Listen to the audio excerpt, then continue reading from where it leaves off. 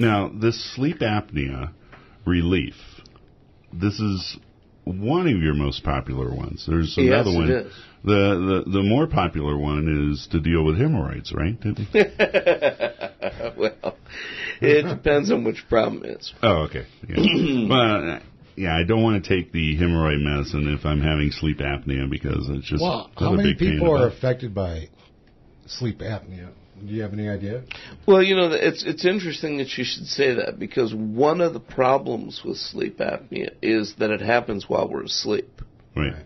Yeah, which makes it very difficult to know whether it's happening to you. Unless you Unlike wake hemorrhoids, where we're all very aware what what's a pain happening. in the butt it is. Yeah, well, yeah. What a pain in the butt, you know? Well, the only way you know is, number one, you're waking yourself up. And you're really probably exhausted in the morning. You betcha. But the problem with that is, guys, is that sometimes it doesn't wake you up. It simply keeps you from sleeping well. Mm-hmm. And, in fact, you can have a lot of other things that can disturb your sleep. There are so many things that can spoil a good night's sleep for you. Like a little Maltese dog.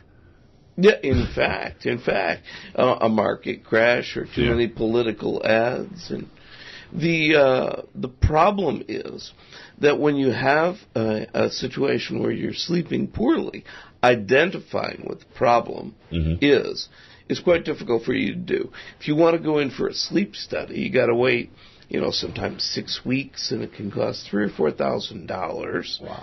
You go in for one night, sleep in a laboratory. It's an artificial environment. There are so many things that can go wrong with that you often come away with a misdiagnosis.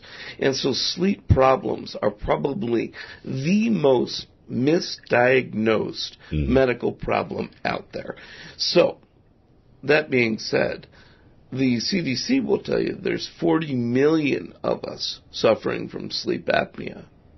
I would suggest the number is far higher than that. Mm-hmm. Because let's look for a moment at what the cause is. Sleep apnea means when you stop breathing and you're sleeping. A lot of us can do that, but if we only do it once or twice an hour, it doesn't disturb our sleep. If it doesn't disturb our sleep, we're not suffering from sleep apnea.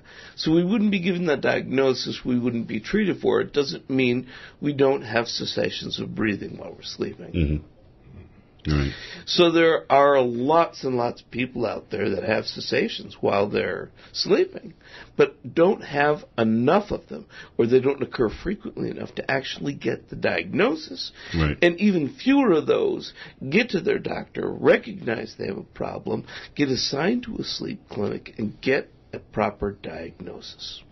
Well, in my case, Elise was the one who was sitting there saying, "You have sleep apnea. I can't sleep because of your snoring and your stopping breathing and all of that. You need to go to the doctor." And so I went to the doctor, and I'm like, all right, Elise, she thinks I have sleep apnea. And next thing I know, I'm in for a sleep study. Yep. And after break, we're going to talk about the sleep study and what we're doing about it now. We'll be right back.